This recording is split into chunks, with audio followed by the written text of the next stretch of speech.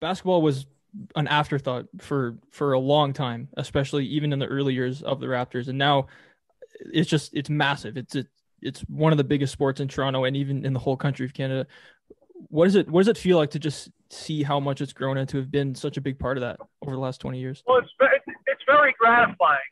Like tonight, obviously we're doing this podcast after the Raptors beat the Oklahoma City Thunder. I did the radio tonight, and the joy and the thrill of seeing Luguentz Dort, Chris Boucher, Kemp Birch. Unfortunately, Shai Gilgeous-Alexander tonight was hurt, but to see four of the guys on these two teams and the incredible performance by Boucher and Dort in the game in particular, three Montreal guys and an Ontario guy, it's just incredible. And basketball is the fastest growing sport in Canada. When I started as a coach at Niagara University in 1988, we obviously Niagara University is right on the border of the United States and Canada. Our campus looks at Canada. It's on the river, the Niagara River separating the two countries. So I recruited in Canada quite a bit. And, when the NBA was announced that it was coming to Canada, I think it probably would have been 94, 95. I remember sitting with my assistant coaches saying to them, hey, guys, basketball is going to boom in Canada because there was a ton of talent and there were a lot of good players.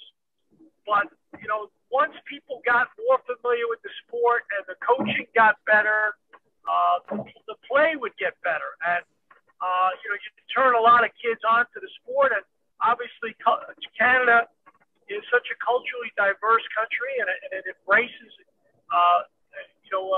obviously immigration, and you have people coming from all over the world to Canada, and they don't come here with a passion for hockey. Basketball and soccer are the worldwide sports.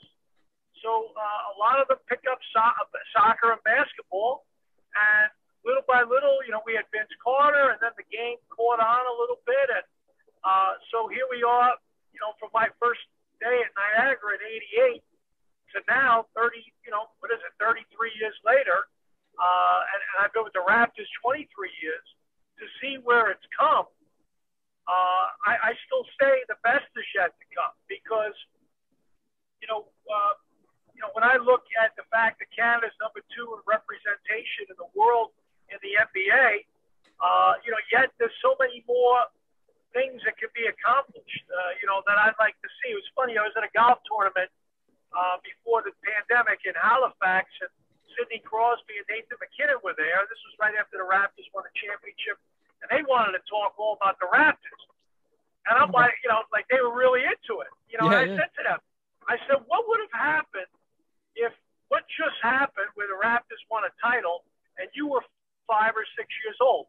Would you be picking up skates and a stick, or would you be picking up a ball? And they looked at me and they said, that's a really good question. So my point is, how many little girls and little boys got the bug to play basketball just a few years ago when the Raptors won the title? And we're going to see another bump from that. So to me, I still think the best is yet to come. I think on the international stage, I'd love to see a WNBA team in Canada. I would love to see a second NBA team in Canada. Love to get a team back in Vancouver, or maybe we get a team in Montreal or whatever. But I think there's so much potential here. And it's funny, people in the United States don't realize this. I don't think very many people in Canada realize this because we always get compared to hockey. But recently I got a press release from the New York Yankees, which is one of the iconic franchises in all sports in the world. And they put out their TV ratings for early in the season. And I looked at their numbers, and if you look at the number of households that the YES network gets into that broadcast the Yankee games, it's about the same as the entire country of Canada, because Canada's only got 37 million people.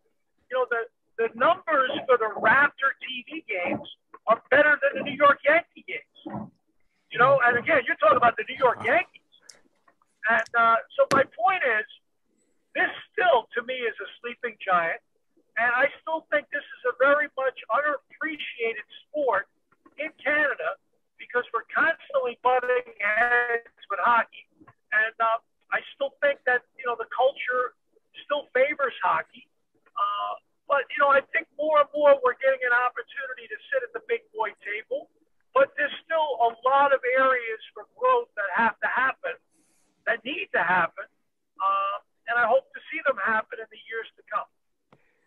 wasn't a lot of nets on all these driveways, but now when we look around Toronto and other neighborhoods, there's nets in almost every driveway now. So the growth is Yeah, definitely huge. it's a great observation you make, you know, Hmm. and I think I'll never forget when I first got to the Raptors. I'll never forget talking at the time. Richard Petty was the president and CEO, and he said that's got to be the dream. That Yeah. someday, when you're driving down the street in Canada, not only are there kids out shooting pucks, but they're shooting hoops, and every neighborhood is littered with baskets. And I agree with you. And that to me is the potential that there's little girls and little boys out playing the sport.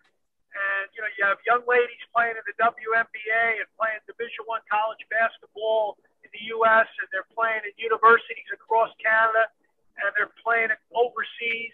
And you got little boys playing NCAA Division I basketball in the United States and all across universities in Canada. They're not only playing in the NBA, but they're playing overseas. And so kids are seeing it now. They're seeing that dream before their eyes and saying, why not me? Why not now? Thanks for watching. Listen to the Stretch the Floor podcast on Apple, Spotify, or wherever you get your podcasts, and follow us on Instagram.